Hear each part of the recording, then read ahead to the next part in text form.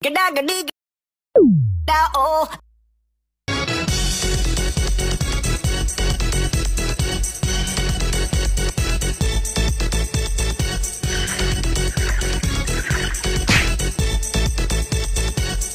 Di sini saya akan menjelaskan mengenai ide dan riset pasar, analisis kelayakan, serta penetapan tujuan oleh perusahaan McDonald.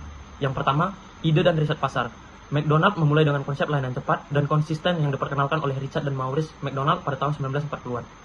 Ray Kroc kemudian mengembangkan konsep ini menjadi waralaba global pada tahun 1955. Dalam pengembangan bisnisnya, McDonald sangat bergantung pada riset pasar untuk memahami preferensi konsumen lokal, mendeteksi tren makanan, menganalisis pesaing, dan menguji produk baru.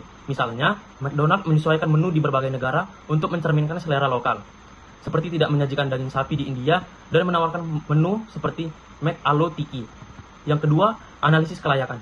Sebelum membuka restoran baru atau memperkenalkan menu baru, McDonald melakukan analisis kelayakan yang mencakup pertama, kelayakan pasar, menilai permintaan di lokasi baru. Yang kedua, kelayakan finansial, menghitung biaya operasional dan potensi keuntungan. Yang ketiga, kelayakan operasional, memastikan pasokan bahan dan sistem logistik memadai.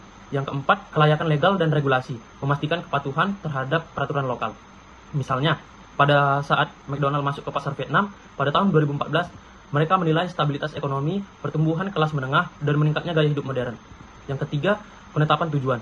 McDonald menetapkan tujuan strategis melalui kerangka kerja Accelerating the Arches yang mencakup pertama, marketing, mengoptimalkan pemasaran untuk memperkuat merek. Yang kedua, core menu, memperkuat menu inti seperti Big Mac dan Chicken McNuggets. Yang ketiga, digital, mengembangkan platform digital untuk pengalaman pelanggan yang lebih profesional. 4. Ada delivery, memperluas layanan pengantaran makanan. Yang kelima, ada drive-thru, meningkatkan efisiensi layanan drive-thru. Yang keenam, development ekspansi restoran secara global.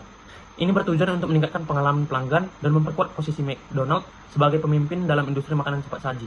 Kemudian saya akan menjelaskan mengenai brainstorming, desain awal dan umpan balik awal dalam proses pengembangan produk di McDonald. Yang pertama adalah brainstorming. McDonald memulai pengembangan produk dengan sesi brainstorming yang melibatkan berbagai pihak, termasuk tim internal, pemasok, dan mitra eksternal. Tujuannya adalah menghasilkan ide-ide inovatif yang sesuai dengan tren pasar dan preferensi konsumen. Proses ini mencakup identifikasi kebutuhan pelanggan, analisis tren makanan, dan evaluasi peluang pasar. Misalnya, pengembangan menu sarapan melibatkan diskusi mendalam tentang preferensi konsumen dan kebutuhan pasar lokal. Yang kedua adalah desain awal. Setelah ide dikembangkan, McDonald membuat prototipe awal untuk menguji konsep produk. Prototipe ini dapat berupa sampel makanan atau desain layanan yang diuji dalam lingkungan terbatas. Tujuannya adalah mengevaluasi aspek seperti rasa, tampilan, dan kemudahan produksi. Proses ini memungkinkan tim untuk melakukan iterasi dan perbaikan sebelum peluncuran produk secara luas. Yang ketiga adalah umpan balik awal. McDonald mengumpulkan umpan balik awal dari berbagai sumber, termasuk pelanggan, karyawan, dan mitra waralaba. Metode yang digunakan antara lain survei, wawancara, dan pengamatan langsung. Umpan balik ini digunakan untuk menilai produk, mengidentifikasi area perbaikan, dan memastikan produk memenuhi standar kualitas perusahaan. Misalnya, dalam pengembangan menu baru, McDonald melakukan uji coba di pasar terbatas untuk mengumpulkan data dan respon konsumen sebelum peluncuran nasional. Di sini saya akan membahas mengenai uji kelayakan pasar. Sebelum memasuki pasar baru atau meluncurkan produk baru, McDonald melakukan analisis kelayakan pasar yang mencakup analisis demografis dan ekonomi, preferensi konsumen lokal, regulasi, dan kepatuhan. Contohnya, saat McDonald memperluas operasinya ke pasar baru, mereka menggunakan analisis SWOT dan model Porter 5 Forces untuk mengevaluasi kelayakan investasi dan memahami lingkungan pasar secara menyeluruh. Yang kedua, analisis kompetitif. McDonald secara rutin melakukan analisis kompetitif untuk memahami posisi mereka di pasar dan strategi pesaing. Selanjutnya, penyesuaian konsep. Berdasarkan hasil uji kelayakan dan analisis kompetitif, McDonald melakukan penyesuaian konsep untuk memenuhi kebutuhan dan preferensi konsumen lokal. Langkah-langkah ini meliputi modifikasi menu, desain restoran, dan inovasi produk. Selanjutnya, saya akan membahas tentang spesifikasi produk. McDonald menetapkan spesifikasi produk yang ketat untuk memastikan konsistensi dan kualitas di seluruh dunia. Setiap item menu memiliki standar yang mencakup bahan baku, metode persiapan, dan penyajian. Misalnya burger klasik seperti Big Mac memiliki komposisi dan ukuran yang seragam di berbagai negara. Namun, McDonald juga menyesuaikan spesifikasi produk untuk memenuhi preferensi lokal. Contohnya di India, McDonald menggunakan roti berbasis millet untuk meningkatkan nilai gizi dan memenuhi kebutuhan diet lokal. Selanjutnya, lokalisasi strategi McDonald melibatkan penyesuaian menu dan layanan untuk mencerminkan budaya dan selera lokal. Selanjutnya, prototype. Dalam mengembangkan produk baru, McDonald menggunakan pendekatan prototype untuk menguji dan menyempurnakan ide sebelum peluncuran luas. Oke, selanjutnya itu ada pengujian dan validasi.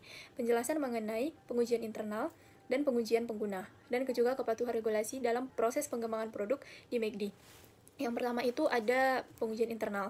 Sebelum meluncurkan produk baru, McD melakukan pengujian internal yang ketat untuk memastikan kualitas dan kesesuaian operasional. Proses ini melibatkan pengembangan dan uji coba resep. Tim pengembangan produk menguji berbagai resep di dapur untuk menguji menilai rasa, tekstur, dan penampilan. Simulasi operasional. Produk diuji dalam kondisi operasional restoran untuk memastikan kemudahan persiapan dan konsistensi penyajian.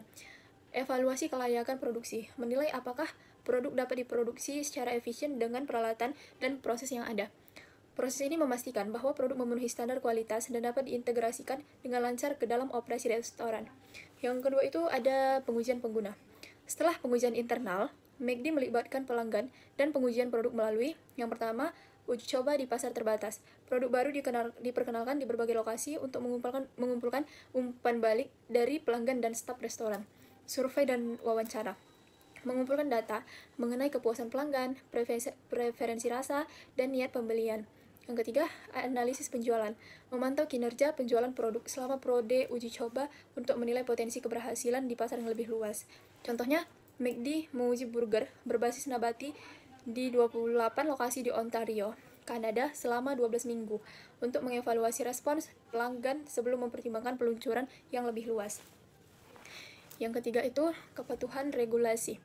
McD berkomitmen untuk mematuhi semua peraturan dan standar keamanan pangan di setiap negara operasinya. Langkah-langkah itu meliputi yang pertama, standar keamanan pangan global. Menerapkan sistem manajemen keamanan pangan yang berbasis sains dan divalidasi oleh pihak ketiga untuk memastikan konsistensi di seluruh dunia. Audit dan inspeksi rutin. Melakukan audit internal dan eksternal secara berkala terhadap restoran, pemasok, dan pusat distribusi untuk memastikan kepatuhan terhadap standar keamanan pangan. Pelatihan karyawan. Memberikan pelatihan menyeluruh kepada karyawan mengenai praktik keamanan pangan dan kebersihan. Contohnya itu, McD bekerja sama dengan organisasi seperti Global GAP untuk meningkatkan standar keamanan pangan di tingkat pertanian dan memastikan bahwa semua pemasok mematuhi persyaratan keamanan pangan yang ketat. Oke, selanjutnya ada produksi.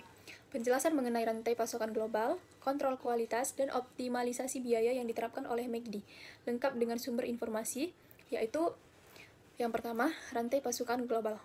McD mengelola salah satu rantai pasokan terbesar dan paling kompleks di dunia, yang dirancang untuk memastikan konsistensi, efisien, dan adaptabilitas di berbagai pasar global.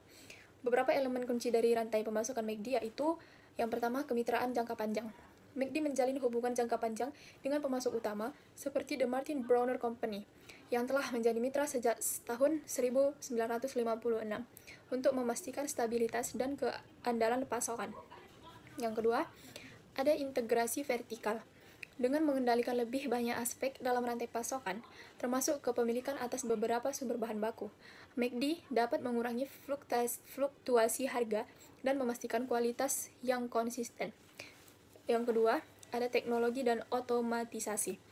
Penggunaan teknologi canggih seperti analitik data dan otomatisasi dapur membantu McD dalam memantau dan mengoptimalkan operasi rantai pasokan secara real time. Yang ketiga, distribusi regional. Jaringan distribusi yang luas, termasuk pusat distribusi regional dan gudang, memungkinkan McD untuk mengirimkan produk dengan cepat dan efisien ke restoran seluruh dunia. Yang kedua, kontrol kualitas. McD menerapkan sistem kontrol kualitas yang ketat untuk memastikan keamanan dan konsistensi produk di seluruh jaringan globalnya. Langkah-langkahnya yaitu meliputi, yang pertama, standar keamanan pangan global. McD menerapkan sistem manajemen keamanan pangan yang berbasis sains dan divalidasi oleh pihak ketiga untuk memastikan konsistensi di seluruh dunia. Yang ketiga, audit dan inspeksi rutin. Melakukan audit internal dan eksternal secara berkala terhadap restoran, pemasok, dan pusat distribusi untuk memastikan kepatuhan terhadap standar keamanan pangan. Yang ketiga, pelatihan karyawan. Memberikan pelatihan menyeluruh kepada karyawan mengenai praktik keamanan pangan dan kebersihan. Yang keempat, sistem HACCP dan GMP. Mengimplementasikan program Hazard Analysis and Critical Control Point atau HACCP dan Good Manufacturing Practice atau GMP untuk mengidentifikasi dan mengendalikan potensi bahaya dalam proses produksi makanan. Yang ketiga, optimalisasi biaya. Strategi McD dalam mengoptimalkan biaya bertujuan untuk mempertahankan harga yang kompetitif tanpa mengorbankan kualitas. Beberapa pendekatan yang digunakan meliputi yang pertama, kepemimpinan biaya atau cost leadership. McD menerapkan strategi kepemimpinan biaya dengan meminimalkan biaya operasional melalui standarisasi proses dan efisiensi operasional. Yang selanjutnya, skala ekonomi. Dengan volume pembelian yang besar, McD dapat menekan biaya per unit bahan baku dan produk jadi. Yang selanjutnya, Lean Six Sigma. Penerapan prinsip Lean Six Sigma membantu McD dalam mengidentifikasi dan mengeliminasi pemborosan serta meningkatkan efisiensi proses. Yang terakhir, penyesuaian produk. McD melakukan penyesuaian pada produk seperti mengurangi ukuran porsi atau menggunakan bahan tambahan untuk mengurangi biaya tanpa mengorbankan kepuasan pelanggan. Selanjutnya saya akan menjelaskan mengenai strategi pemasaran global, lokalisasi pemasaran, dan peluncuran produk yang diterapkan oleh McDonald's lengkap dengan sumber informasi terkini. Yang pertama, ada strategi pemasaran global. McDonald's menerapkan pendekatan Think Global Eat Local dalam strategi pemasarannya. Secara global, perusahaan menjaga konsistensi merek melalui elemen-elemen seperti logo, Golden Orchards, maskot Ronald McDonald, dan slogan-slogan yang dikenal luas. Namun, McDonald's juga menyesuaikan strategi pemasaran dengan tren dan teknologi baru, sambil tetap menghormati akar tradisional, fokus pada kepuasan pelanggan, efisien, operasional, dan nilai telah menjadi McDonald's dipimpin dalam industri makanan cepat saji. Yang kedua ada lokalisasi pemasaran. Lokalisasi pemasaran McDonald's menyesuaikan produk dan strategi pemasaran untuk mencerminkan budaya dan selera lokal di berbagai negara. Contohnya di Indonesia, McDonald's menawarkan menu seperti McRice dan bubur ayam McD untuk memenuhi preferensi konsumen lokal yang lebih menyesuaikan nasi sebagai makanan pokok. Strategi ini memungkinkan McDonald's untuk tetap relevan dan diterima di berbagai pasar global. Selanjutnya mengenai umpan balik pasar, dukungan produk, dan pengembangan berkelanjutan yang diterapkan oleh McDonald's. Yang pertama ada umpan balik pasar. McDonald's Indonesia menjadikan pelanggan sebagai pusat inovasi dan pengembangan produk melalui berbagai saluran komunikasi, termasuk media sosial oleh survei pelanggan. Perusahaan secara aktif mengumpulkan umpan balik untuk meningkatkan kualitas layanan dan produk. Contohnya, peluncuran menu baru seperti Best Burger didasarkan pada preferensi dan masukan konsumen, menunjukkan komitmen McDonald's untuk memenuhi ekspektasi pelanggan. Yang kedua ada dukungan produk. Dalam mendukung produk dan memastikan kualitas bahan baku, McDonald's Indonesia mengimplementasikan strategi pemasaran terkait tujuan sosial. Salah satu inisiatifnya dalam memberikan perlindungan sosial kepada mitra petani lokal melalui program BPJS Ketenagakerjaan. Sejak 2023, lebih dari 100 petani di Jawa Barat telah mendapatkan jaminan kecelakaan kerja dan jaminan kematian yang tidak hanya meningkatkan kesejahteraan mereka, tetapi memperkuat rantai pasokan berkelanjutan perusahaan. Nah, yang ketiga itu ada pengembangan berkelanjutan. McDonald's Indonesia menunjukkan komitmen terhadap pembangunan berkelanjutan melalui berbagai inisiatif, antara lainnya yaitu ada yang pertama, pengurangan sampah plastik. Pada 2019, McDonald's Indonesia berhasil mengurangi sampah plastik sebanyak 470 ton dan menerima penghargaan Kementerian Lingkungan Hidup di kehutanan inisiatif ini. Yang kedua, restoran ramah lingkungan. Restoran McDonald's di Jalan Ampera, Jakarta Selatan mendapatkan sertifikat bangunan gedung hijau atau bisa disebut BGH tingkat madya, menunjukkan upaya perusahaan dan dalam menerapkan praktik ramah lingkungan dalam operasionalnya. Selanjutnya, pengelolaan limbah.